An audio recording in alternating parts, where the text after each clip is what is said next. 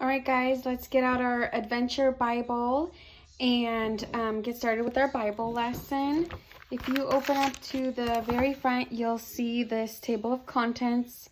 You go down to where it says Daniel, and you'll see that it's on page 953. I already have my bookmark in here, so I'm just going to open up straight to that and begin reading to you. King Nebuchadnezzar made an image of gold 60 cubits high and 6 cubits wide, and set it up on the plain of Dura in the province of Babylon. He then summoned the satraps, prefects, governors, advisors, treasurers, judges, magistrates, and all the other provincial officials to come to the dedication of the image he had set up. So the satraps, prefects, governors, advisors, treasurers, judges, magistrates, and all the other provincial officials assembled for the dedication of the image that King Nebuchadnezzar had set up, and they stood before it. So he basically made an image. It was made out of gold, and it was kind of like a statue of himself, and everyone stood right in front of it. Then the herald, and that's like the person who announced the news, basically. Then the herald loudly proclaimed, "Nations and peoples of every language, this is what you are commanded to do. As soon as you hear the sound of the horn, flute, zither, lyre, harp, pipe, and all kinds of music, you must fall down and worship the image of gold that King Nebuchadnezzar has set up." So those are all different musical instruments that he names here. "Whoever does not fall down and worship will immediately be thrown into a blazing furnace." Therefore, as soon as they heard the sound of the horn, flute, zither, lyre, harp, and all kinds of music, all the nations, and we go to the top here, and peoples of every language fell down and worshipped the image of gold that King Nebuchadnezzar had set up. At this time, some astrologers came forward and denounced the Jews. They said to King Nebuchadnezzar, "May the king live forever. Your Majesty has issued a decree that everyone who hears the sound of the horn, flute, zither, lyre, harp, pipe, and all kinds of music must fall down and worship the image of gold. And that whoever does not fall down and worship will be thrown into a blazing furnace. But there are some Jews whom you have set over the affairs of the province of Babylon, Shadrach, Meshach, and Abednego, who pay no attention to you, your Majesty. They neither serve your gods nor worship the image of gold you have set up." So again, they're trying to get Daniel and his friends in trouble for doing the right thing in God's sight, but I guess the wrong thing in their sight.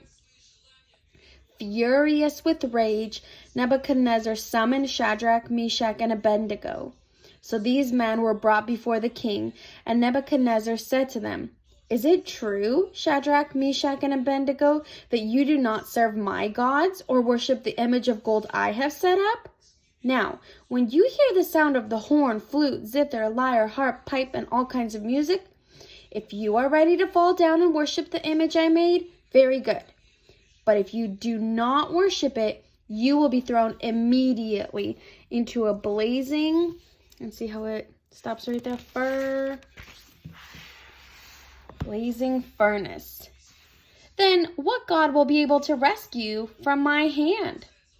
Shadrach, Meshach, and Abednego replied to him, "King Nebuchadnezzar, we do not need to defend ourselves before you in this matter. If we are thrown into the blazing furnace, the God we serve is able to deliver us from it." That means to save us. "And he will deliver us from your Majesty's hand. But even if he does not, we want you to know, your Majesty, that we will not serve your gods or worship the image of gold you have set up." Look at them being so bold and brave.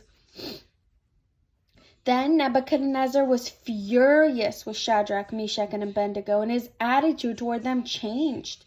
He ordered the furnace heated 7 times hotter than usual, and commanded some of the strongest soldiers in his army to tie up Shadrach, Meshach, and Abednego and throw them into the blazing furnace. So these men, wearing their robes, trousers, turbans, and other clothes, were bound and thrown into the blazing furnace. The king's command was so urgent and the furnace so hot that the flames of the fire killed the soldiers who took up Shadrach, Meshach, and Abednego. And these 3 men, firmly tied, fell into the blazing furnace.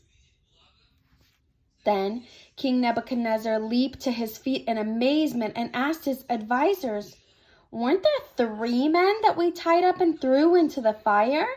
They replied, "Certainly, your majesty." He said, "Look, I see 4 men walking around in the fire, unbound and unharmed, and the 4th looks like a son of the gods." Nebuchadnezzar then approached the opening of the blazing furnace and shouted, "Shadrach, Meshach, and Abednego, servants of the Most High God, come out, come here." So Shadrach, Meshach, and Abednego came out of the fire, and the satraps, prefects, governors, and royal advisors crowded around them. They saw that the fire had not harmed their bodies, nor was a hair of their heads singed. Their robes were not scorched, and there was no smell of fire on them. Then Nebuchadnezzar said, "Praise be to the God of Shadrach, Meshach, and Abednego, who has sent his angel and rescued his servants." They trusted in him and defied the king's command and were willing to give up their lives rather than serve or worship any god except their own God. Therefore, I decree that the people of any nation or language who say anything against the God of Shadrach, Meshach, and Abednego be cut into pieces and their houses be turned into piles of rubble, for no other God can save in this way. Then the king promoted Shadrach, Meshach, and Abednego in the province of Babylon. Amen. That was chapter 3. Good job following along today.